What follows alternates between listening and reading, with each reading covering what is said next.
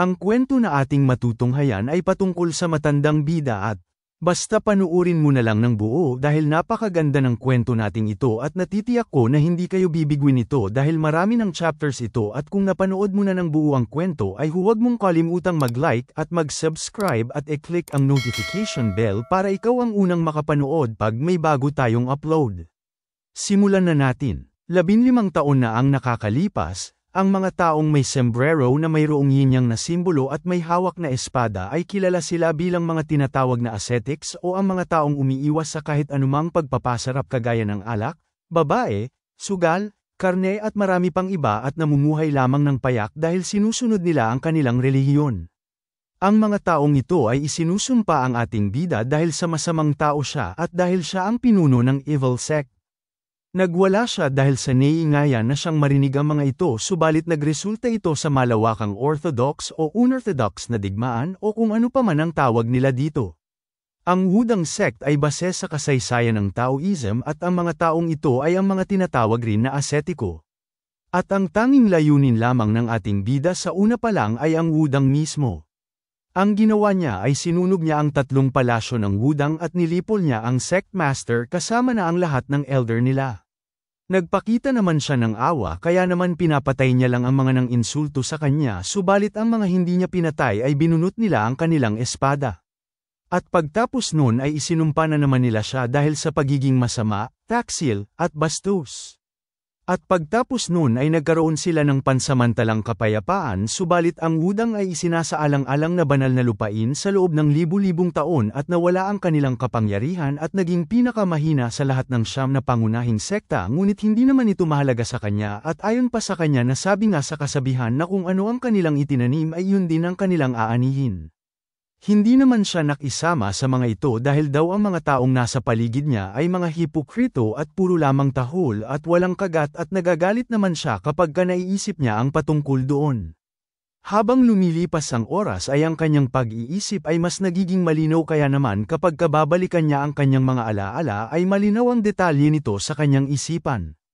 At parang ang kanyang buhay ay parang kumikislap ang buhay sa kanyang mga mata. Umaasa naman siya sa kanyang mga disipulo at mga elder kaya naman dahil sa kanya ay nawala daw na mga ito ang lahat sa kanila. Subalit si Chon Woo Myung ay wala dito, ang taong ito daw ay maraming kakulangan sa maraming paraan subalit ito daw ang pinakatapat sa lahat ng tapat. Naiisip niya naman na kung nagpapatuloy pa rin ba sa paghahanap ito sa Herb of Immortality o damo ng kawalang kamatayan ngunit hindi naman siya naniniwala na mayroong ganitong umiiral sa mundo kaya naman inaasahan niya na babalik na dito si Chon Woo Myung. Ayon sa kanyang pagkakakilala niya sa kanyang tapat na disipulo ay malamang ay naguhukay na ito sa damuhan sa bangin o sa kahit saan mang sulok at kahit na wala itong alam patungkol sa mga halamang gamot. Ayon sa kanya na gusto niya itong makita kahit man lang sa huling pagkakataon niya bago siya mamatay. Gayunpaman ay nahihirapan naman siya sa paghinga dahil ang kanyang oras ay nalalapit na. Ngayong taon ay naging 80 taong gulang na siya kaya naman napapatanong siya sa kanyang sarili na kung gaano ba siya nagpakahirap para lamang maabot niya ang tugatog ng kanyang pamumuhay. Ayon sa kanya na siya ang evil sect heavenly master na si Hyok Ryan Mag-ang at isa sa 3 makapangyarihan ng Miriam kasama na ang tinatawag na Eclipse Demonic Cult at ang Orthodox Miriam Alliance.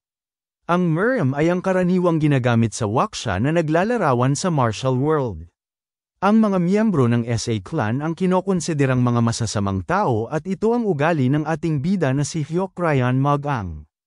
Pinagtaksilan niya ang mayayabang at inaapakan ang mga masasama at tinatridor ang sarili niyang kakampi.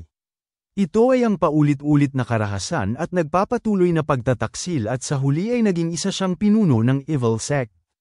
Tinatawag siya ng mga tao bilang masama subalit ayon sa kanya na ang mga tumatawag daw sa kanya nito ay mga hangal dahil lumalabas na palagi siyang nananalo sa lahat ng labanan pagtapos niyang maghirap ng napakatagal na panahon at pinagharian niya ang clan sa loob ng 40 taon. Kaya niyang makuha ang babaeng gusto niya. Nasa kanya na ang buong kayamanan sa buong mundo at makakaya niyang puksain ang buong hukbo sa pamamagitan lamang ng isang hudyat dahil siya ang pinakamakapangyarihang tao sa buong lupain. Subalit gayunpaman ang bawat buhay ay kinakailangang magtapos dahil hindi magawa ng kahit na sino man ang kalabanin ang kalangitan. At ayon naman sa ating bida na kung darating nga ang oras na yun ay malugod niya itong tatanggapin dahil wala naman siyang kahit na anong pinagsisisihan ngunit sa katotohanan ay mayroon siyang iilan na pinagsisisihan. At labis naman siyang nanghihinayang dahil ayon sa kanya na kung alam niya lang na magiging ganito ang kanyang kahihinatnan ay iginasta niya na sana ang lahat ng pera na kanyang itinago sa kanyang secret vault at kakalabanin niya sana ang mga orthodox na mga mangmang na puminsala sa kanya nakaraan. Pinagsisisihan rin niya na hindi niya lubos na enjoy ang malamig na gabi kasama ang bagong mga babae. Habang siya ay nagbubuntong hininga ay naisip niya naman para bang ang kanyang pagbuntong hininga ay parang hingal na dumadaan sa kanyang mga labi at naririnig niya rin ang mga malulungkot na mga tinig ng kanyang mga pinagkakatiwalaang disipulo at tapat na mga disipulo. Pagkatingin niya ay sa kanyang mga disipulo ay labis naman siyang nagulat dahil kabaliktaran ang mga ipinapakita ng mga ito. Napasuntok naman ang isang disipulo niya na itim ang buhok na umiiyak habang sinisigaw niya na kung bakit ba hindi na lamang ito mamatay. Napasabi na lang ang isang matanda na umiiyak na kaya ito hindi mamatay metey dahil mayroon itong malakas na pangangatawan kaya naman hindi madaling sumuko ang katawan nito. Napapamura na lamang ang isang matanda na kalbo na mahaba ang buhok dahil dun. Hindi naman akalain ni Hyuk Ryan ang kanyang naririnig galing sa mga ito dahil buong akala niya ay mga tapat ang mga ito. Habang humahagulgol ang lalaking itim ang buhok sinabi niya na kapag naaalala niya ang lahat ng inuutos sa kanya ng masamang matanda na yun ay wala na siyang magagawa kundi ay ang umiyak lamang. Sinabi naman ng isa na nagpupunas ng luha na nagagalak siya na sa wakas ay nasa higaan na ito ng kamatayan at malapit na itong mamatay at sumang-ayon naman at tumango ang isang matandang kalbo na mahaba ang buhok. Samantala napapamura na lamang ang ating bida sa kanyang isipan dahil sa naririnig niya mula sa mga ito. Tumigil na sa kakaiyak ang isang ito at sinabi niya naman sa kanyang mga kasamahan na huwag na silang mag-alala dahil siya na ang bahala sa kanila. Pagkarinig nila ay pinasalamatan naman nila ito dahil sa kanyang ginawa at tinawag nila itong Vice Master.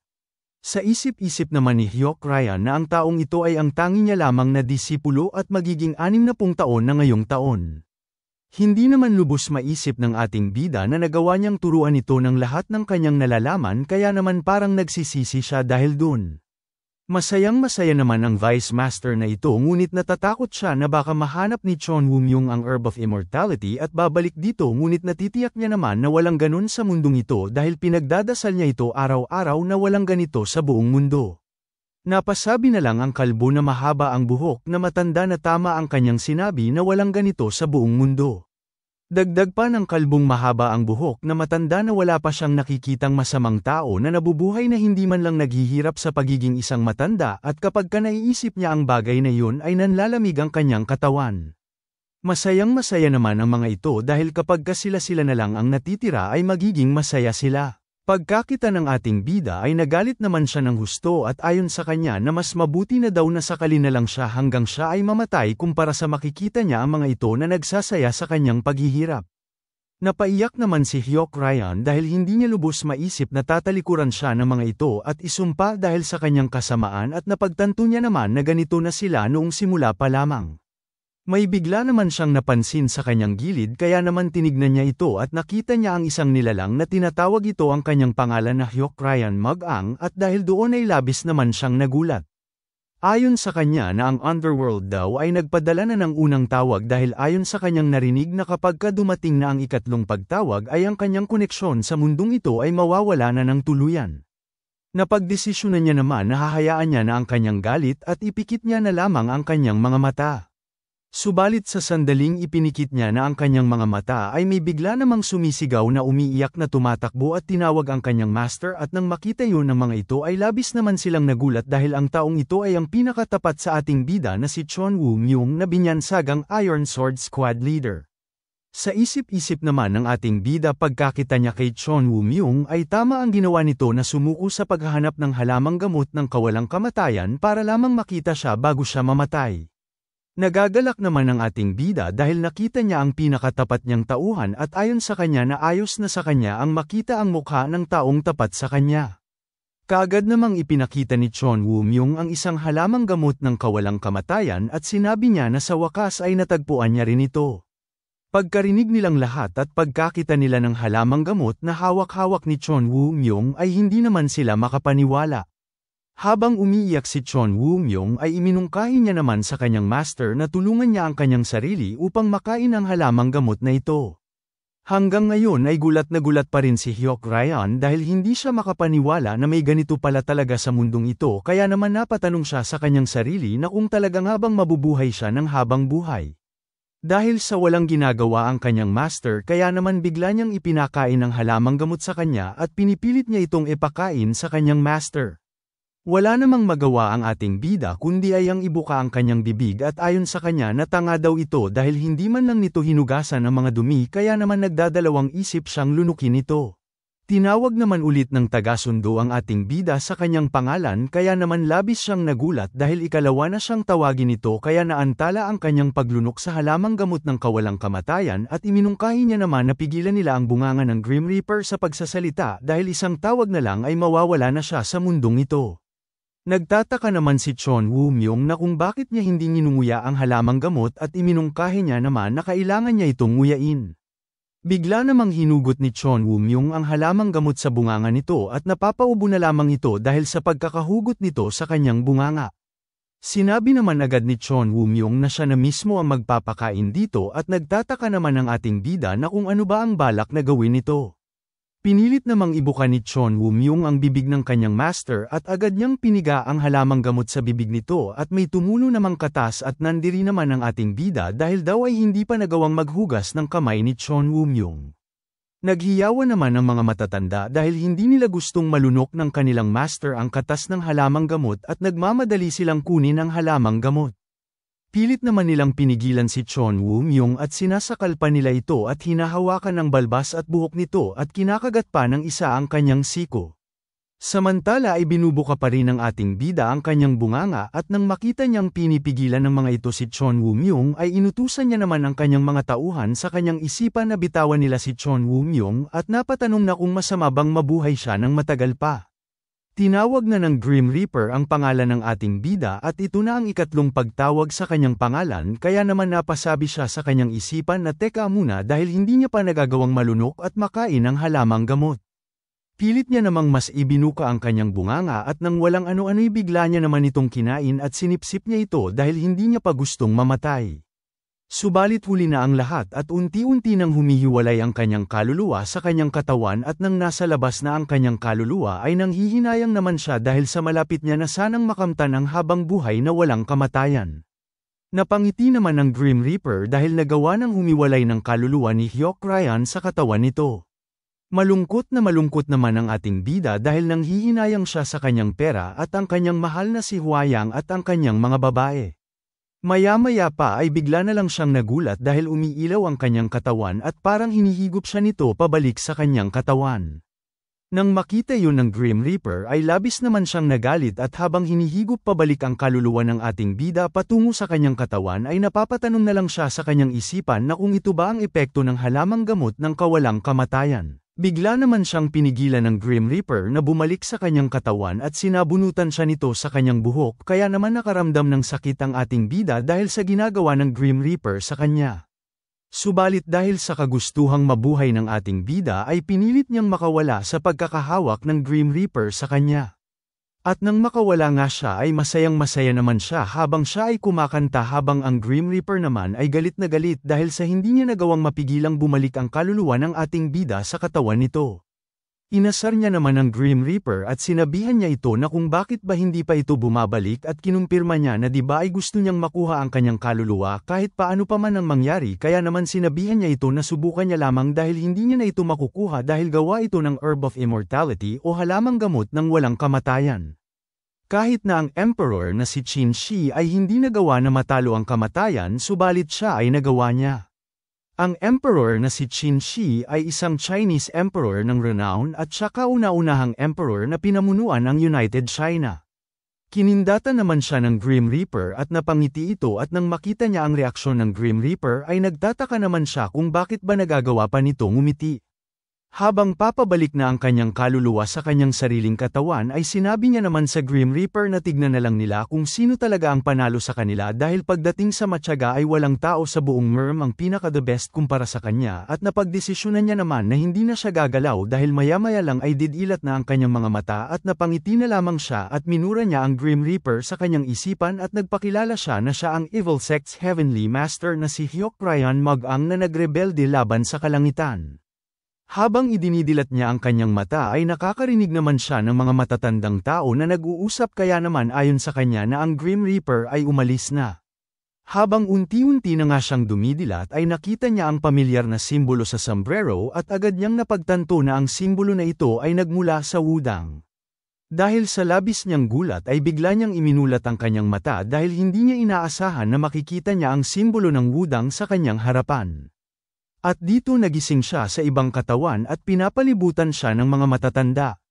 Habang tinitingnan siya ng mga matatanda ay labis naman siyang nagtataka kung bakit nasa kanyang harapan ang mga ascetics at hindi niya naman naiintindihan ang nangyayari.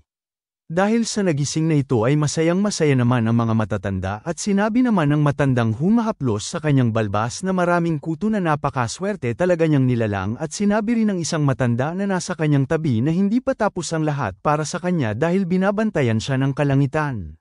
Naalala naman ng ating bida ang Grim Reaper at ayon sa kanya na dahil hindi niya siya nagawang makuha ay ang kanyang ginawa ay inilipat ang kanyang kaluluwa sa ibang katawan at pinilit siyang maging isang deity ascension. Ang deity realm ay kung saan ang isang nilalang ay magiging isang Diyos at hindi na nabubuhay bilang isang tao. Ito ay ang kasunod ng mataas na lupain pagtapos ng pinakamataas na lupain na posibleng maabot ng isang martial artist bilang tao. Ayon pa sa ating bida na hindi ito maaari kaya naman sinubukan niya ang gumalaw ngunit nakaramdam siya ng matinding sakit at kahit pilit niyang igalaw ang kanyang katawan ay hindi niya ito kayang magalaw kaya naman dahil sa pinipilit niyang gumalaw ay labis siyang nasasaktan. Iminungkahi naman ng isang matanda sa kanya na huwag muna siyang gumalaw ng husto. Nagreklamo naman agad ang ating bida sa kanyang isipan na hindi niya alintana na hindi gumalaw subalit parang pakiramdam niya na ang lahat ng kanyang mga buto ay nabasag at ang bawat muscle niya ay napinsala. Habang tinitignan siya ng mga matatanda ay hindi naman ito makapaniwala sa kanya dahil himala daw na nabuhay pa ito dahil sa matapos itong mahulog sa bangin habang sinusubukang maghanap ng halamang gamot para sa kanyang mentor. Hindi naman maalala ng ating bida na ginawa niya yun subalit pumasok sa kanyang isipan ang isang batang inabandona ng kanyang sariling mga magulang at hindi kalaunan ay nakilala niya ang isang mabait na tao na tinatawag na ascetic nang wala na siyang mapuntahan kaya naman inalagaan siya nito. Hanggang sa lumaki na ang batang inalagaan ng ascetic at ang ascetic ay nawala ang lahat ng kanyang kapangyarihan dahil lamang sa Evil Sect Heavenly Leader na siyang ating bida dahil napinsala siya nito ng husto. Ang binatang ito ay 17 taong gulang pa lamang at umalis siya upang maghanap ng gamot para sa taong nag-alaga sa kanya at habang kinukuha niya ang halamang gamot na malapit sa bangin para masagip ang kanyang mentor ay sa hindi inaasahang pangyayari ay nahulog ito sa mataas na bangin. Hindi naman lubos akalain ng ating bida ito dahil ito daw ang alaala ng nagmamay-ari ng katawan na ito at ayon sa kanya na parang sinasakop ang kanyang buong pagkatao nito. Bigla namang sinuri ng isang matanda ang kanyang pulso at kaagad niyang ipinaalam sa kanyang kasamahan na ang pulso nito ay nanghihina kaya naman napasabi na lang ang isang matanda na bilisan na nilang isagawa ang dapat nilang isagawa. Kaagad naman silang sumunod sa inuutos ng isang matanda at bigla nilang hinawakan ang dalawa nilang daliri sa noo, dibdib, at magkabilang braso at kaagad nilang inumpisahan at naglabas ito ng mahiwagang kapangyarihan at dahil doon ay umuusok naman ang bawat nakadampang daliri sa kanya at napagtanto ng ating bida na ang tawag sa ginagawa nila ay Deity Chi. Hindi naman makapaniwala ang ating bida at napapatanong sa kanyang isipan na kung ano ba ang ginagawa ng mga ito at kung bakit nila isinasali ng Deity Chi sa kanyang katawan at kung sinusubukan nila bang patayin siya at kung ginagawa ba nila ito dahil sa kagustuhan ng Grim Reaper at dahil sa ginawa ng mga matatanda ay napapasigaw na lamang ang ating bida dahil sa sakit. Maya-maya pa makalipas ang ilang saglit ay natapos na nga nilang isalin ang kanilang Deity Chi sa ating bida dahil natapos na ito ay masayang-masaya naman ang mga ito dahil ayon sa kanila nagumana ang kanilang ginawa. Ipinaliwanag naman ng isa na ang Deity Chi ay mula sa tinatawag na Six Yan Divine Arts at ang Divine Arts ay tagumpay na naligay sa kanyang meridian. Iminungkahi naman ng isang matanda sa kanyang mga kasamahan na ang kailangan na lamang nilang gawin ay ang gamutin ang lahat ng buto nito. Ang Dantian ay kinokonsidera na isang sentro ng enerhiya na chi ng isang tao na kung saan ang kanilang lakas ay nakaimbak. Samantala ang ating bida naman ay napapatanong sa kanyang isipan pagkarinig niya ng mga sinasabi ng mga matatanda na kung ano ba ang kanilang ginagawa sa kanyang Dantian at kung ano ba ang seksyang. Nagpasalamat naman ang taong nag-alaga sa kanya at sinabi niya na habang buhay siyang magpapasalamat sa pabor na kanyang ginawa para sa kanya. Hindi naman naiintindihan ng ating bida kung bakit ba siya pinapasalamatan dahil sa pabor na kanyang ginawa kaya naman napapamura na lamang siya sa kanyang isipan.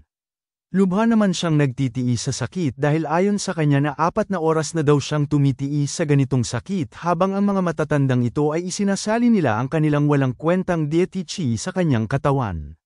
Sinabi naman ng isang matandang ito na huwag na siyang mag-alala dahil hindi nila pwedeng baliwalain ang binatilyong naghanap ng halamang gamot para lamang masagip ang kanyang buhay dahil ayon pa sa kanya na konektado daw silang lahat ng kapalaran. Bigla namang nagsalita ang isa at tinawag niya ito bilang sect master at sinabi niya na ngayon ay taglay na ng binatilyo ang kanilang sect secret arts at seksyang divine arts na kapangyarihan at kinakailangan nilang tanggapin ito bilang bagong disipulo ni Myung-jin. Samantala ang ating bida naman ay pilit niyang iginagalaw ang kanyang katawan dahil parang ayaw niyang maging isang disipulo. Sumang-ayon naman ang ibang matanda sa iminungkahi ng isang matanda at sinabi ng isa na pinag-isipan na nila itong lahat. Kinumpirma naman ng sect master na kung wala nga bang karanasan si Myung-jin dahil kung sa gayon ay ang disipulo nito ay magiging first class sa halip na second class. Tugon naman ng isang matanda na naniniwala siya na dapat mangyari ito dahil konektado na ito sa kanila sa pamamagitan ng kapalaran at kahit panabiglaan nito ay si Myung-jin ay kinakailangan ding sanayin ang kanyang magiging tagapagmana. Tinanong naman ng sect master si Myung-jin na kung ano ba sa tingin niya para sa kanya ito. Tugon naman ni Myung-jin na matagal niya na itong pinag-isipan subalit ito ang bagay na pinag-isipan niya ng mabuti dahil sa kanyang karamdaman. At sinabi niya pa sa sect master na kung tatanggapin niya ito ay sasanayin niya ito ng lahat ng kaalaman na mayroon siya. Napaisip naman ng sect master sa kanyang magiging pasya at nang makapag-isip na siya ay sinabi niya naman na tatanggapin niya ito at pagkarinig ng ibang matatanda ay masayang-masaya naman sila sa naging pasya ng sect master. Sinabi ng sect master na kahit nabiglaan ito ay kapag sumang-ayon ang lahat ay kailangan niyang pahintulutan ang binatilyong ito para maging isang disipulo ni Myung-jin. Yumuko naman si Myung-jin dahil sa tinanggap ng sect master ang binatilyo kaya naman napatawa naman sila sa kagalakan ni Myung-jin. Tinanong naman niya agad si Myung-jin na kung mayroon na ba siyang naisip na ipapangalan sa kanyang disipulo. Napaisip naman si Myung-jin at sinabi niya na dahil ang first class na pangalan ay nagsisimula sa Jin ay napagdesisyonan niya naman na pipiliin niya ang Mu. At nang marinig yun ng matatanda ay labis naman silang namangha dahil ang Jin Mu na pangalan daw ay magandang pangalan. Samantala ang ating bida naman ay nandidiri sa pangalan Jin Mu dahil kapag naririnig niya daw ito ay nanginginig ang kanyang kalamnan sa diri. Ang Myung ay ang tinatawag na sect master at ganun na rin ang nasa henerasyon nila. Ang Jin naman ay ang first class na disipulo at ang Chung naman ay ang second class na disipulo. Naisip naman ng ating bida na kung bakit ba mayroon sistema ng hierarkiya ang mga ito at kung bakit ba pareho ang simula ng mga pangalan nila at napapamura na lang siya sa kanyang isipan dahil kinukulang daw ang mga ito sa pagkamalikhain.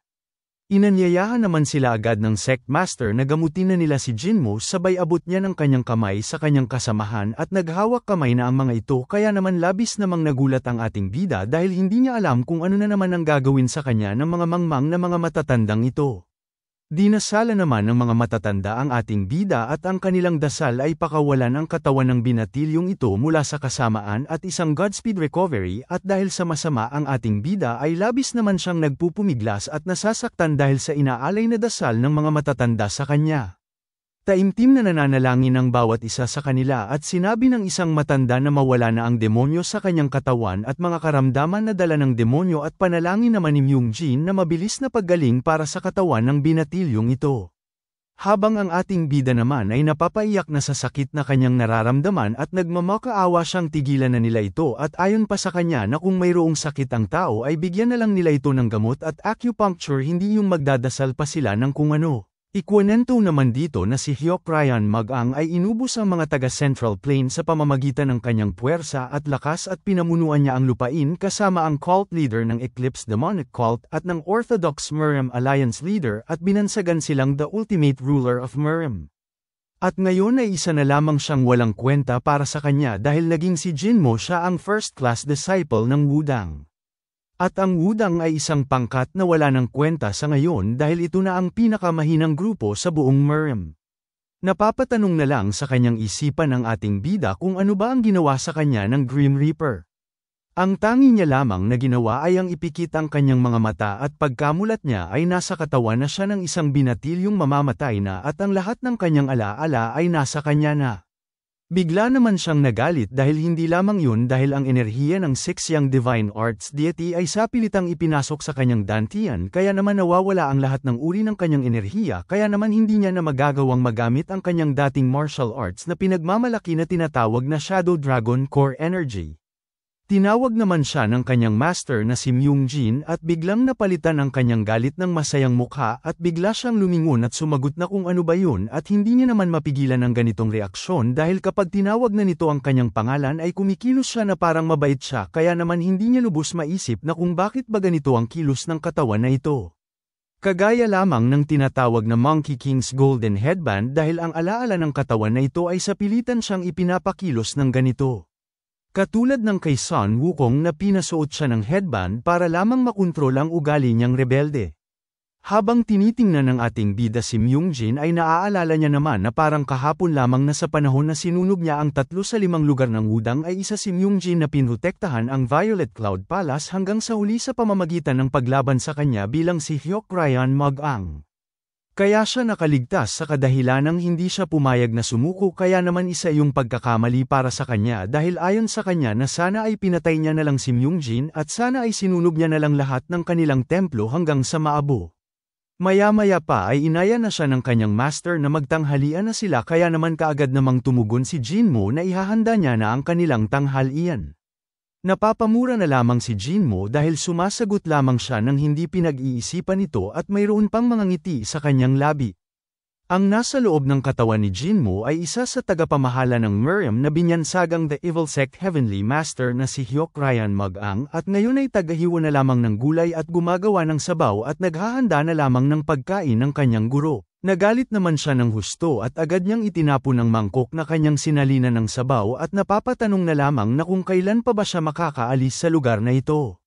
Makalipas ang maraming araw ay nakaupo lamang ang kanyang master sa labas ng templo habang siya ay may dala na kung ano at ang kanyang dala ay tsaa at inilagay niya na ito sa tabi ng kanyang master at agad niya namang ipinalabas ang kanyang espada at nang makita yun ng kanyang master ay napalunok naman siya ng kanyang laway dahil parang natatakot ito sa kalalabasan. Samantala nag-concentrate naman ang ating bida sa paggamit ng espada at agad niyang binigyan ng kapangyarihan ang kanyang sandata habang ang kanyang mukha ay seryoso. Umiilaw naman ng husto ang kanyang sandata at nang makita yun ni Myung-jin ay napanganga naman ito dahil sa hindi siya makapaniwala sa kanyang nakikita dahil kaya nang makagamit ng ating bida ng tinatawag na charged sword. Habang ang ating bida naman ay parang mayabang na nakangiti lamang habang ipinapakita ang kanyang nagawa. Pagtapos noon ay kinuha na ng ating bida ang kanyang tsaa at habang kumukuha siya ay sinasabi naman ng kanyang guro sa kanya na nagulat talaga siya dahil kahit na magsanay pa daw ito ng maraming taon ay hindi madaling matutunan yun ngunit siya ay natutunan niya sa loob lamang ng 3 buwan. Napapangiti na lamang ang ating bida pagkarinig niya ng papuri ng kanyang master sa kanya at ayon sa kanyang isipan na nakalimutan daw nitong banggitin na ang tanging turo lamang nito ay sa pamamagitan lamang ng salita. Makalipas ang 3 buwan ay gumaling na nga siya ng husto. Dahil sa nawala ang kakayahan ni Myung-jin ay kinakailangan niya siyang turuan ng 6 Young Divine Arts sa pamamagitan lamang ng salita. Bilang isa siyang Panginoon dati ng Murem ay naiirita naman siya sa kadahilanang kailangan niyang matutunan ulit ito mula sa umpisa. Sa isip-isip niya naman na walang kwenta daw ang kanyang katawan dahil ang lahat ng alaala nito ay kinokontrol ang kanyang kilos kaya hindi siya pwedeng sumuway sa utos ng kanyang master. Nagtataka naman ang kanyang master kung bakit ba madali itong matuto at napatanong siya na kung dahil ba ito sa chi na ipinasok nila sa kanyang katawan o dahil ba sa kanyang mga itinuro sa kanya o isa nga ba talaga siyang henyo. Hindi naman lubos maisip ni Myungjin kung bakit dahil parang hindi yun posible habang ang ating bida naman ay napapakindat na lang na napapabuntong hininga dahil naiisip niya na hindi daw maiintindihan ni Myungjin ito dahil kahit na nasa iba siyang katawan ay siya pa rin ang pinakamalakas na tao sa buong mundo at naiintindihan niya ang kapangyarihan na ito ng walang hanggan kumpara sa kanya subalit nasisiyahan naman siya dahil sa natututunan niya ang kanilang teknik. Araw-araw niya naman iniensayo ang kanyang panloob na enerhiya at ang kanyang pagpapalalim ng kanyang pag-iintindi sa mga basic na bagay. Kumpara sa mga napakadelikadong teknik na kanyang ginagamit noon, ang kanyang ginagamit ngayon ay mas ligtas. Inaamin niya naman sa kanyang sarili na mayroong rason kung bakit sikat ang lugar na ito. Pinag-aaralan niya ng mabuti ang kanyang pagsasanay araw-araw. Ayon sa kanyang naaalala ng mga panahon na siya ay nagsasanay ng martial arts bilang isang palaboy ay nagsanay siyang mabuti kaya naman nawala na sa isip niya ang oras at hindi niya namalayan na isang taon na pala ang nakakalipas at patuloy niyang iniensayo ang kanyang espada at parang mas lumakas na nga ang kanyang paggamit nito dahil sa araw-araw niyang iniensayo ang turo ng kanyang master at bigla niya namang inatake ang isang malaking puno kaya naman nagkaroon nito ng marka at ayon sa kanya na ngayon ay nakakaya niya ng magamit ang tinatawag na sword chi. Tiningnan niya naman ang pinsala na kanyang nagawa sa puno gamit ang kanyang teknik at ayon sa kanya na ang Wudang Sect Martial Arts ay mas maganda pa daw ito kumpara sa dati niyang teknik subalit mayroon lamang problema at yun ay ang kanyang internal energy ay masyadong matagal mag-improve at bagaman ang ibang mga tao sa Wudang Sect kapag nalaman na kaya niya nang makagamit ng sword chi sa loob lamang ng isang taon ay mamamangha sila at mahihimatay sa gulat dahil ang iba nga ay inaabot ng maraming taon para matutunan ito. Nagalit naman siya dahil para sa kanya ay masyado pa itong mabagal at hindi naman siya nasisiyahan dahil dun. Napagdesisyonan niya naman na gagamitin niya ang dati niyang enerhiya at umakyat ng ilang level subalit nagbabanggaan ang dalawang uri ng chi kaya imposible niya itong magawa. Tinignan niya naman ang kanyang espada at naiisip niya na bago niya maabot ang tuktok ng kaharian ay nagtataka lang siya na kung mayroon bang paraan upang ang kanyang panloob na enerhiya na sinasanay ng mabuti ay magagawa niyang e-neutral energy. Subalit ayon pa sa kanya na ang natutunan niya sa nakaraang taon ay hindi naman napunta sa wala kapag magiging isa na siyang ganap na master disciple. Naalala niya naman ang pangyayari ng nakaraang kalahating taon. At dito habang nagsasanay siya ay mayroon namang isang taong nakakita sa kanya at sinabi nito sa kanya na kamangha-mangha ang kanyang ginagawa dahil kung mayroon mang taong mataas ang papel dito na nanunood sa kanya ay aakalain nilang nagsasanay siya upang maging isang master disciple. Ang taong ito ay isang second class na disipulo na naatasan sa supply ng pagkain. Ayon pa sa ating bida na dahil isa itong second class ay nasisigurado niya naman na ang pangalan nito ay nagsisimula sa Chong. Tuloy-tuloy pa rin sa pag-eensayo si Jinmo at ang second class na disipulo naman ay tumambay muna at naupo at inilapag niya muna ang dala niyang pagkain at sinabi niya naman na ang ibig niyang sabihin na kung magiging isa nga siyang master disciple ay kinakailangan niyang masanay sa ilalim ng pamumuno ng sect master at hindi naman yun nakakagulat dahil ang master disciple ay magiging susunod na sect master kaya naman dahil dun ay ang lahat ng master uncle ay sinusubukang maging isang master disciple. Sa isip-isip naman ng ating bida na kung sino ba ang may gustong matuto sa matandang mahina kagaya ng sect master.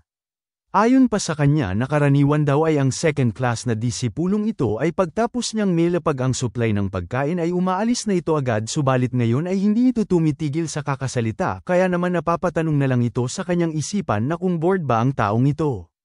Sinabi naman ng second-class disciple sa ating bida na gusto niyang maging isa ring master disciple nang sa gayon ay matututunan niya ang ultimate Wudang Sect technique, Taijin Lighten Sword Art o ang matutunan kung paano makontrol ang dalawang magkaibang uri ng panloob na enerhiya. Bigla namang nagulat ang second-class disciple dahil biglang sumigaw ang ating bida na nagtatanong na kung ano ba ang kanyang sinabi at nilapitan niya ito bigla at kinumpirma niya na kung ang sinabi niya ba ay ang dalawang magkaibang uri ng panloob na enerhiya. Putul-putul naman na sagot ng second-class disciple na ganun na nga. Hindi naman lubos maisip ni Jinmo ang kanyang narinig dahil pwede palang ipagsama ito. Naisip niya naman na ito pala ang sekretong teknik ng Wudang dahil mayroon silang taglay na dalawang uri ng panloob na enerhiya at hindi niya naman lubos akalain na ang teknik na ito ay buhay pa pala dahil buong akala niya ay nawala na ito noong bago pa man siya nabuhay bilang si Hyuk Ryan Mag-ang. Hindi niya naman nai-imagine ito na mayroon pa pala nito dahil wala pa siyang nakita miski ni isang martial master sa Wudang Sect na gumagamit nito. Kaya naman napatanong siya sa kanyang isipan na kung mayroon ngang makakaturo sa kanya ng ganito ay hindi niya na kailangan pang mag-alala patungkol sa paghadlang ng deity chi at kung sa gayon ay magagawa niyang magamit ang tinatawag na Shadow Dragon Core Energy.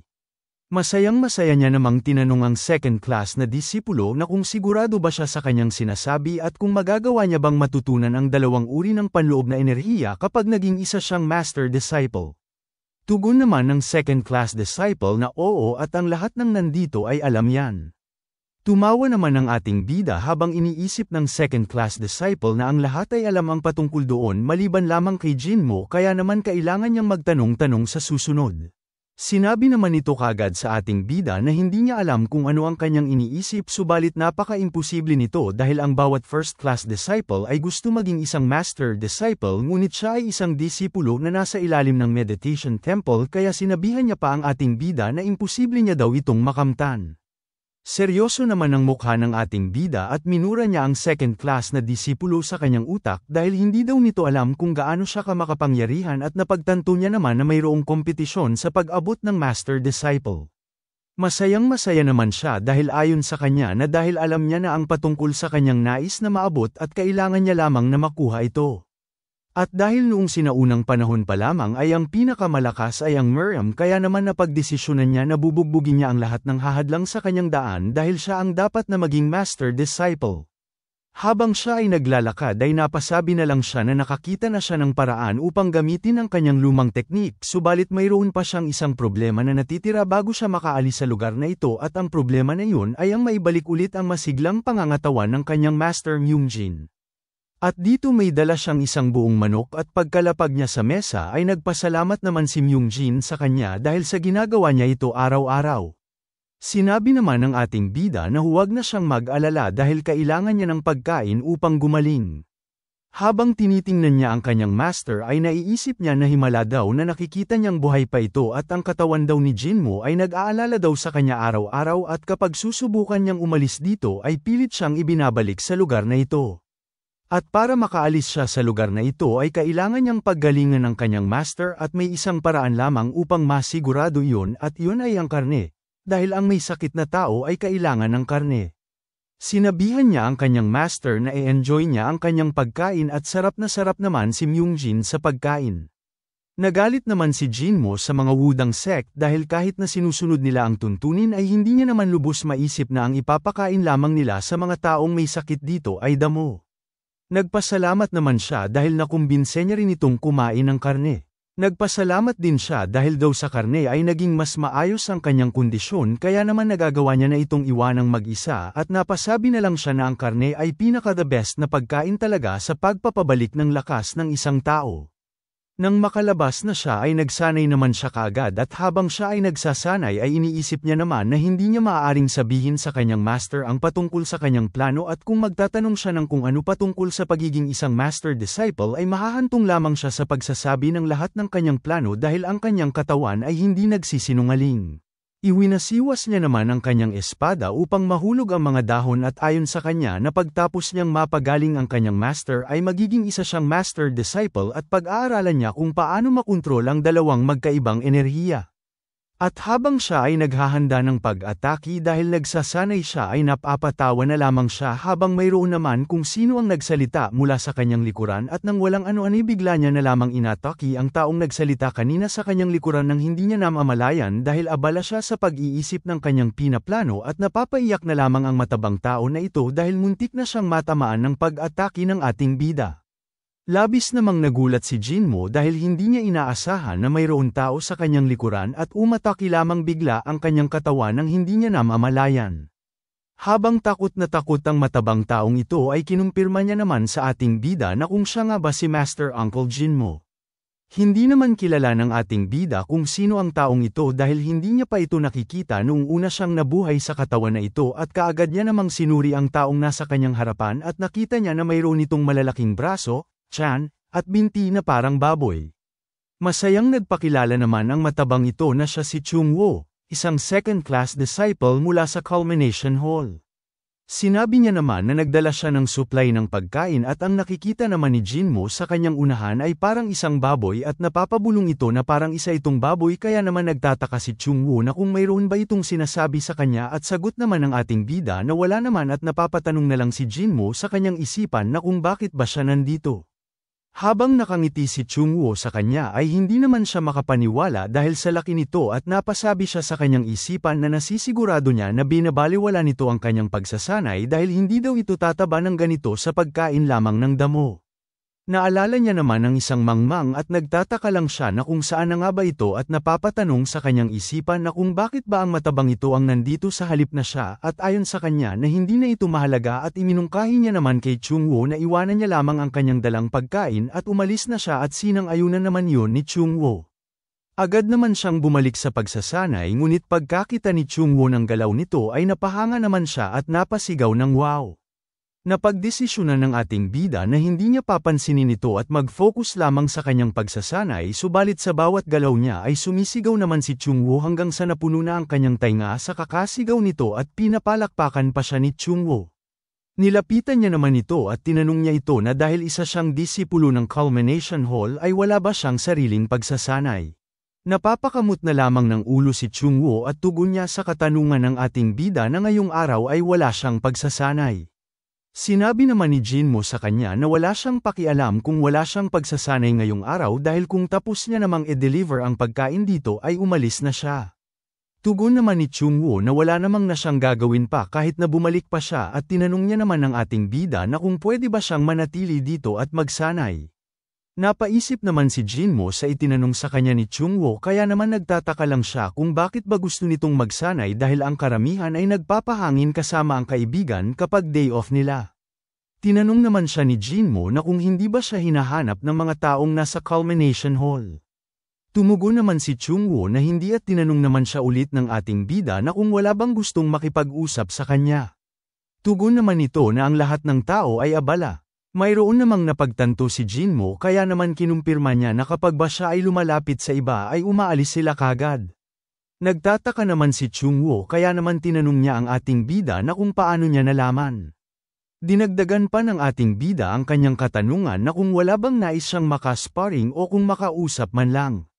Sagot naman ni Chungwoo na wala dahil sa tingin niya ay hindi siya masyadong malakas. Tinanong naman siya ng ating bida na kung inutusan ba siya ng taong nagdadala dati sa kanya ng supply ng pagkain dito. Sagot naman nito na oo dahil abala daw ito nito lang nakaraan. Tinanong siya ni Jinmo na kung pinagtatawanan ba nila siya kapag nakagawa siya ng pagkakamali. Napapatawa namang sagot ni Chungwoo na sa tingin niya ay siya ang uri ng taong nagdadala ng saya sa iba. Sa isip-isip naman ng ating bida na binubuli daw ito ng mga tao ngunit hindi lang nito napapansin. Naawa naman si Jinmo dahil sa kalagayan nito at may naalala naman siyang isang tao na kinukulang din at hindi pinapahalagahan ng iba. Naalala niya ang pinakatapat sa kanya na si Chon Woo-myung at kinukulang daw ito lagi subalit siya daw ang pinakatapat at tumatawa pa daw ito kahit na bagbog sarado ito. Ayon pa sa ating bida na ito lang daw ang tangi niyang namimes na tao mula sa evil sect. Napahawak na lang sa ulo si Jinmo dahil hindi niya alam ang kanyang magiging pasya subalit bigla niyang sinabi kay Chungwoo na doon banda na lang siya magsanay at sisiguraduhin niya lang na huwag niya siyang abalahin sa kanyang pagsasanay. Yumuko naman agad si Chungwoo sa kanya at nagpasalamat. Sa isip-isip naman ng ating bida na hanggat hindi siya nito naaabala ay walang magiging problema subalit naka-curious lamang siya kung paano ba magsanay ang second class na disipulo ng Wudang sect. Tinignan niya naman kung paano magsanay si Chungwoo. Naghanda naman agad si Chungwoo ng kanyang tindig at unti-unti siyang humahakbang at pagtapos noon ay nag-umpisa na siyang umatake gamit ang iba't ibang uri ng martial arts at sa bawat galaw na ginagawa nito ay lumilikha siya ng tunog at napapangiti na lamang ang ating bida dahil sa kanyang nasasaksihan. Ayon sa kanya na ang ipinapakita daw nito ay ang basic skill na tinatawag na 7-star feast.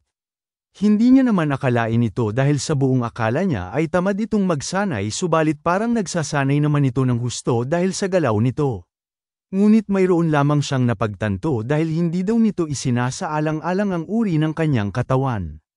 Si Chungwoo ay isang mataba at dahil dun ay ang kanyang galaw ay mas mabigat at mas mabagal kaya naman ipinapakita nito ang kanyang kahinaan sa kanyang kalaban. Ang halimbawa nito, Kung ang kanyang kamay ay maikli ay kinakailangan niyang gamitin ang paa nito ng husto kumpara sa orihinal nitong pamamaraan o kailangan nitong gumamit ng pandaraya at ayon pa sa kanya na kung sino man ang nagturo kay Chungwoo ng ganito ay mangmangat na isip niya na hindi naman dapat niyang alalahanin ito subalit kapag pinapanood niya ito ay nadidismaya naman siya.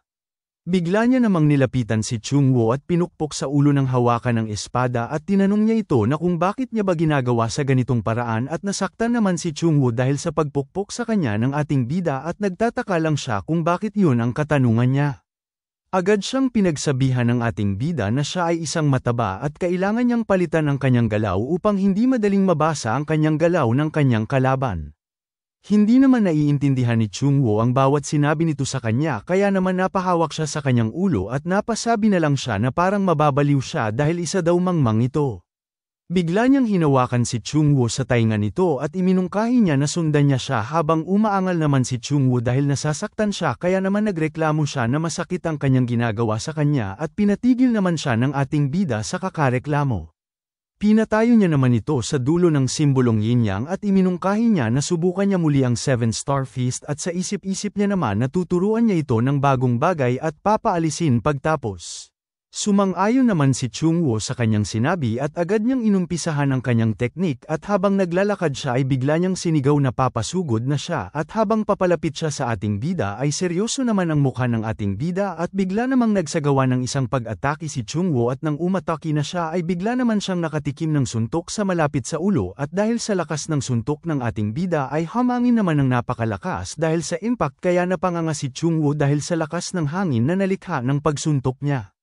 Hindi naman nagawang makadikit ng kanyang kamao kay Chungwoo dahil kapag dam-aikit iyon ay natitiyak niya na katapusan na nito at bigla namang natigilan si Chungwoo at ayon sa kanya na siya ang unang kumilos ngunit hindi niya na alam ang kanyang gagawin ngayon. Iminungkahi naman sa kanya ng ating bida na huwag siyang mag-focus sa mga walang kwentang galaw at diretsuhin niya na lang ang kanyang kalaban at kailangan niyang siguraduhin na mabilis ang kanyang pag-atake at sakto. Dagdag niya pa na hindi niya kayang ipaliwanag sa kanya ito kaya naman iminungkahi niya na matuto siya sa pamamagitan ng pagtanggap ng kanyang pag-atake at nang marinig yun ni Chungwoo ay sinang-ayunan niya naman ito. Bigla naman siyang sinipa ng ating bida sa kanyang paa kaya naman natamba ito at sinundan niya ito kaagad ng sipa sa kanyang bayag at inutusan niya ito na sa susunod niyang pag-atake ay gayahin niya ito at nang walang ano-ano bigla niyang tinusok ng kanyang dalawang daliri ang dalawang mata ni Chungwoo kaya naman napasigaw na lamang ng napakalakas si Chungwoo dahil sa pinsala na kanyang natamo. Habang hinahawakan nito ang bawat parte sa kanyang katawan na napinsala ay sinabi niya naman sa ating bida na bagaman ay ang teknik na ito ay pangduwag. Galit namang tumugon si Jinmo sa kanya na walang duwag pagdating sa pamamaraan sa pakikipaglaban dahil kapag siya ay nanalo ay tapos na ang laban. Paulit-ulit naman siyang binugbog ng ating bida hanggang sa sumapit na ang dapit hapon at ngayon ay hindi na kinaya ni Chungwoo kaya naman nag-collapse na ito habang nagpapasalamat siya sa ating bida sa pagtuturo sa kanya. Napabuga naman ng hangin ang ating bida dahil sa kanyang ginawa. At habang hingal na hingal si Chungwoo ay sa isip-isip naman ng ating bida na at least ay mayroon itong taglay na tiyaga dahil hindi ito tumitigil sa paggalaw kapag hindi niya sasabihin na tumigil siya. Subalit nagalit naman siya dahil paulit-ulit niyang itinuturo ang iisang galaw kay Chungwoo kaya naman mangmang daw na tao ito habang si Chungwoo naman ay hingal na sa kakasanay niya. Naiisip naman ni Jinmo na makakasagabal lamang si Chungwoo sa kanya sa pagiging master disciple niya kaya naman mayroon siyang naisip at bigla niyang tinawag ito at sinabihan niya ito na simula ngayon ay huwag na siyang pupunta dito at iminungkahi niya naman na utusan niya na lang ang iba sa pagdadala ng supply ng pagkain dito. Bigla niyang sininyasan si Chungwoo na kung babalik siya ulit dito ay papatayin niya siya.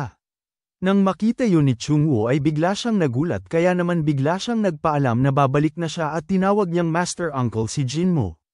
Pinagmasdan niya naman si Chungwoo na nagmamadali sa paglalakad dahil sa takot nito sa kanya. Bigla namang dumating si Myungjin at tinawag niya ang ating bida at nang makita siya ni Jinmo ay tinanong siya nito na kung nasaan ba siya buong araw. Lumapit naman si Myungjin at nang makita niyang tumatakbo ng mabilis si Chungwoo ay sinabi niya na hindi niya pa ito nakita dati. Sinabi naman ng ating bida na kahit siya ay ngayon niya lang ito nakita at mangmang daw ang taong ito. Sagot naman ng matanda na parang ganun na nga at dagdag niya pa na subalit ay naturuan niya ito ng mabuti at iyon naman ang dapat. Nagtataka naman si Jinmo kung bakit ba masyadong masaya ito. Bigla naman siyang nagpaalam sa kanyang master dahil ihahanda niya na ang kanilang hapunan at sinang-ayunan naman iyon ng kanyang master. Makalipas ang isang araw ay humuhuni na naman ang ibon na nakapatong sa sanga. At ayon sa ating bida na umalis ang kanyang guro ngayong umaga para maglakad-lakad at ang matabang tao naman kahapon ay hindi na bumalik dito.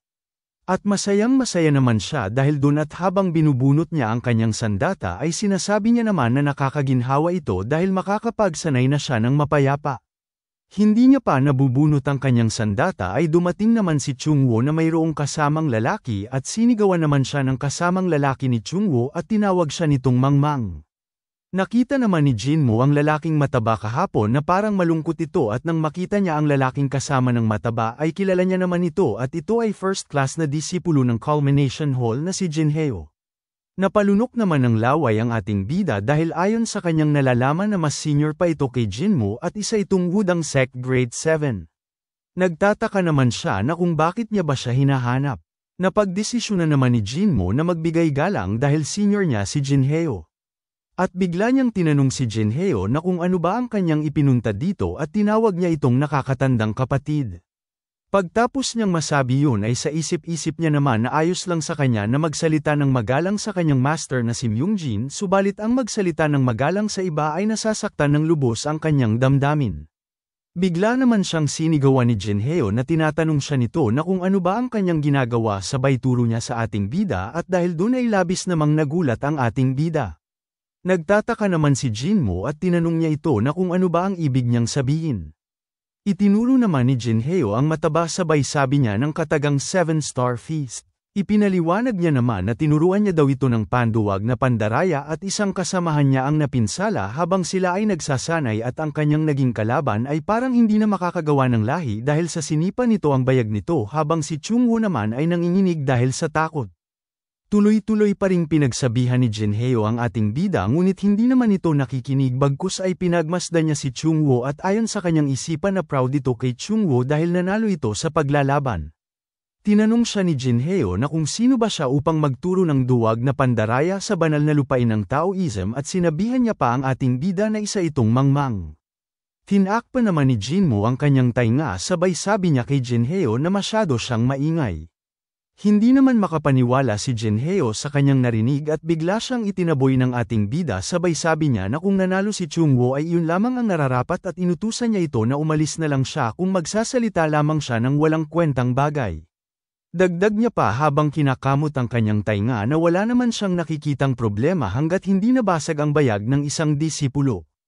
At tinanong niya ito na kung ano ba ang kanyang problema dahil parang wala namang kaugnayan nito sa kanya. Labis naman ang pagtataka ni Jinheo dahil parang kakaiba daw ang ikinikilos nito. Habang pinagmamasdan niya ito ay sa isip-isip niya na ito daw ay parang inosenteng bata na nagsisilbi sa kanyang master na si Myungjin ngunit ngayon ay parang wala na itong modo magsalita at bastos at mayabang na tila ba ay maihalin tulad niya sa isang street vendor. Kaya naman napatanong siya sa kanyang isipan na kung paano ba ang isang tao ay bigla na lang nag-iba ang pag-uugali.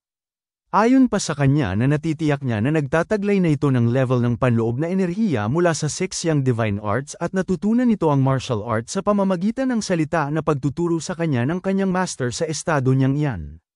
Pinagmasdan niya naman ito dahil nasisigurado niya na ang pagsasanay daw na iyon ay nagresulta sa pagiging mayabang nito at nagpalit ng ugali.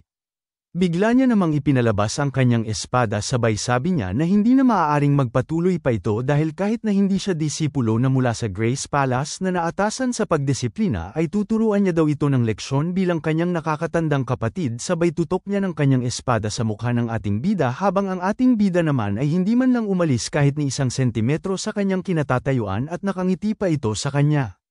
Habang nakangiti siyang inasar si Jinheo at sinabi nito sa kanya na parang kaya niyang gawin yan. Ipinalabas niya na rin ang kanyang sandata habang sa isip-isip niya na mas maaga daw pumunta sa kanya ang isang pagkakataon higit pa sa kanyang inaasahan at kung magagawa niyang mapatamba ang isang first class na disipulo ay kakalat ang kanyang pangalan ng sa gayon ay malapit na siya upang maging isang master disciple, kaya naman inutusan niya si Jinheo na sumugod na siya sa kanya. Habang nakalabas na ang kanyang espada ay galit naman na hindi makapaniwala si Jinheo kaya naman tinanong niya ang ating bida na kung saan niya ba natutunan ang magsalita ng ganyan sa kanyang senior. Habang ang ating bida naman ay hindi siya pinapansin at naiisip niya na hindi niya maaaring atakihin si Jinhyo ng tunay na espada kaya naman sa halip na espada ang kanyang gagamitin sa pag-atake ay ang sisidlan na lang ng espada ang kanyang gagamitin. At ayon pa sa kanya na gustong-gusto niya na talaga ng tunay na laban subalit hindi niya naman inaasahan na ang kalaban pa mismo ang lalapit sa kanya at napasabi na lang siya sa kanyang isipan na pagkakataon nito na ibinigay ng langit sa kanya.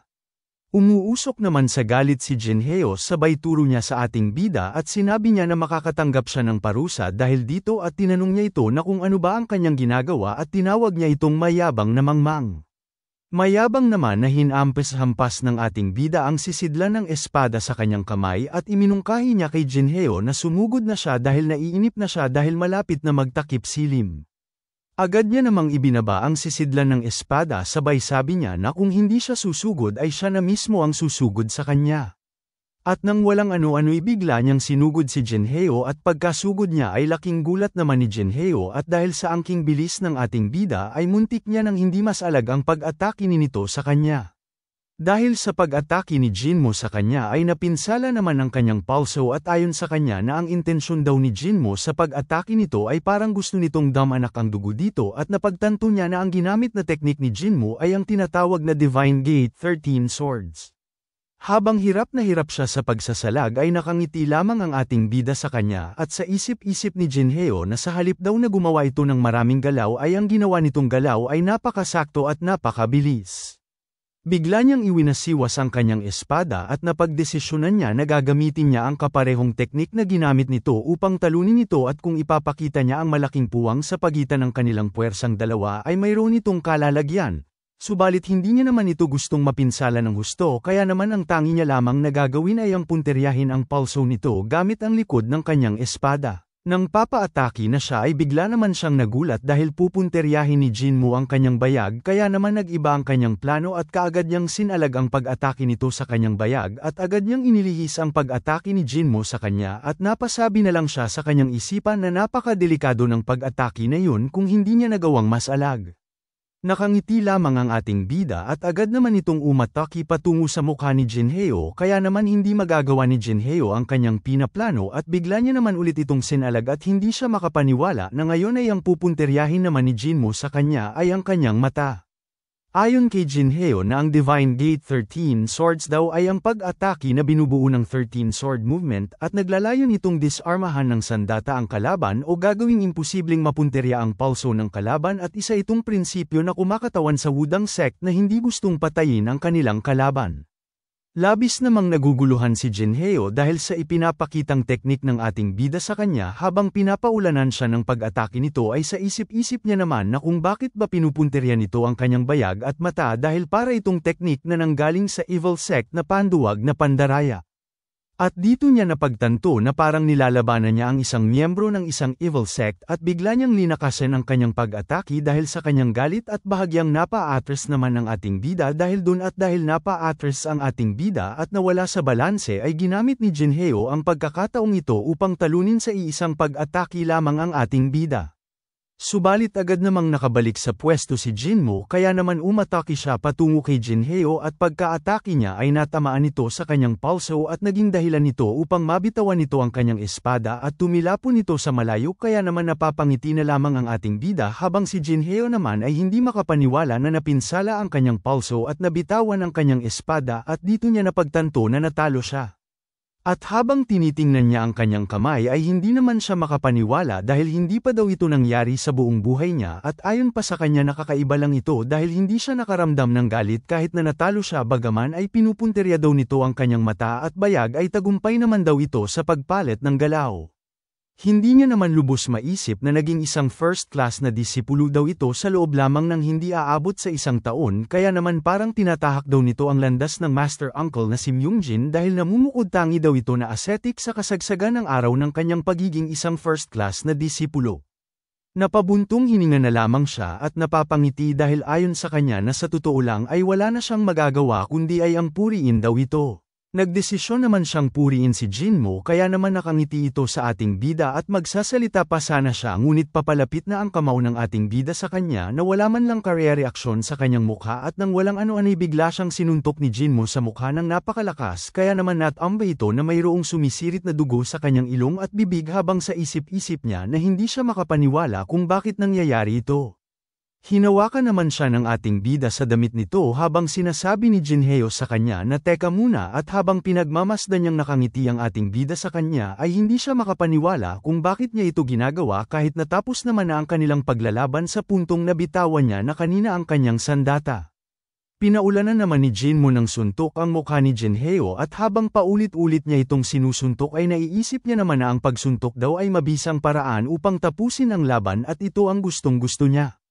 Ayon pa sa kanya habang umiilaw ang kanyang mata na pagtapos siyang pigilan ng kanyang master sa mahabang panahon ay sa wakas ay nagawa niya ng makawala dito sabay tawa niya ng napakalakas.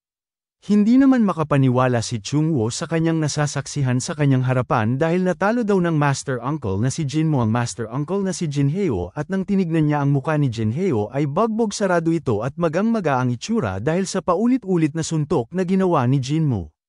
Pagtapos ng pagsuntok ni Jinmo ay habang pumapagpag ito ng alikabok sa kanyang kamay ay sa isip-isip naman ni Chungwoo na ang kanyang nakikita ngayon ay ang tunay na kakayahan ng kanyang master uncle na si Jinmo na wala pang kahit ni isa ang nakakakita sa Miriam at nakakaalam nito dahil palagi daw itong namamalagi sa meditation temple. Dahil dun ay labis namang namangha si Chungwoo sa kanyang master uncle na si Jinmo dahil napaka-cool daw nito. Nagtataka naman ang ating bida sa ipinapakitang kilos ni Chungwoo kaya naman tinanong niya ito na kung ano ba ang kanyang ginagawa at hindi naman makasagot si Chungwoo dahil sa namamangha pa rin ito hanggang ngayon at bigla siyang inutusan ni Jinmo na dalhin niya si Jinhyo sa palasyo ng pagamutan at agad namang sumunod si Chungwoo sa inuutos nito sa kanya. Maya-maya pa ay inaalalayan na ni Chungwoo si Jinhyo at habang tinitingnan sila ng ating bida ay sa isip-isip niya naman na sa wakas ay nagawa niya na ang unang hakbang upang maging isa siyang master disciple at ayon pa sa kanya na ang balita daw patungkol sa pagbagbog niya kay Jinhyo ay ipapakalat ni Chungwoo at sa palasyo ng pagamutan. Napangiti naman siya dahil kahit na isa pa daw itong Daoist ay nananatiling Miriam pa rin ito at kapag malakas ang isang tao ay siya ang mamamahala sa isang lugar dahil walang mahalaga pagdating sa Miriam kundi ay ang lakas. Habang napapangiti siya ay naiisip niya na kapag ipagpapatuloy niya ang landas na ito at tatalunin ang buong kasapi ng Wudang Sect Grade 7 ay magiging isa siyang mahusay sa lahat ng first class na disipulo. Napahalakhak naman siya ng napakalakas dahil ayon sa kanya na malapit niya nang matutunan ang dalawang panloob na enerhiya. Kinagabihan sa Violet Cloud Temple ay umabot na ang balita sa mga nakakataas at dito naka-rock and roll ang kamay ng Buddha at nagtatakang tanong ng isang matanda sa nakatayo sa gitna na kung totoo nga bang may nakatalo sa first class na disipulo na si Jinhyo at kung paano ba nangyari ito. Ang matandang puti ang balbas ay ang tinatawag na Wudang Sect Master na si Myunghan at iminungkahi niya sa isang matanda na sabihin niya ulit ang kanyang sinabi. Ipinaliwanag naman ng isang matanda na ang kaka-first class na disipulo pa lang na si Jinmo ay nagagawa ng makagamit ng Divine Gate 13 swords at tinalo nito si Jinhyo na isa sa Wudang Sect Grade 7. Nang marinig yon ng Sect Master na si Myunghyun ay kinumpirma niya naman na pagtapos noon ay tinuruan niya si Chungwoo na 7-star feast sa pamamagitan ng pagpalit ng teknik nito upang umangkop ito sa uri ng katawan nito. Tugon naman ng isang matanda na ganun na nga at dahil dun ay hanggang ngayon ay hindi pa rin nagigising si Jinhyo at hindi pa nila magawang makumpirma ang bawat detalye at ang taong ito ay ang tinatawag na Culmination Hall Elder na si Myungsan. Dagdag pa ni Myungsan na ang kanyang ibinabalita ay nanggaling mismo sa nagbuhat kay Jinhyo na si Chungwoo at nang marinig yun ng ibang matanda ay labis naman silang nagulat at hindi makapaniwala sa kanilang naririnig. Hanggang dito na lang muna mga bossing. Kung gusto mong subaybayan ang kwentong ito, mag-like, comment, at subscribe at i-hit mo na rin ang notification bell para ikaw ang unang makapanood pag may bago tayong upload. Kita-kits sa susunod mga boss.